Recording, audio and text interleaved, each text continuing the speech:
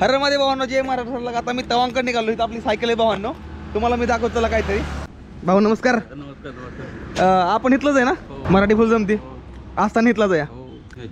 पण मला खरंच प्राऊड ऑफ फील होतं की बाबा माझी मराठी भाषा दुसऱ्या इकडं राज्यामध्ये चालते.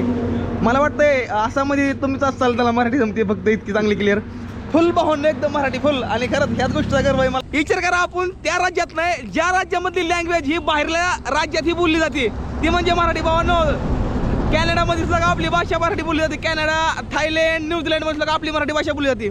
आणि सगळं कुणामुळे शक्य झालं? या छत्रपती शिवाजी महाराजांमुळे हे सगळं शक्य झालंय. ती होतं आपल्या महाराष्ट्रामध्ये, त्यामुळं ही मराठी भाषा निर्माण झाली, हे लक्षात राहून द्या.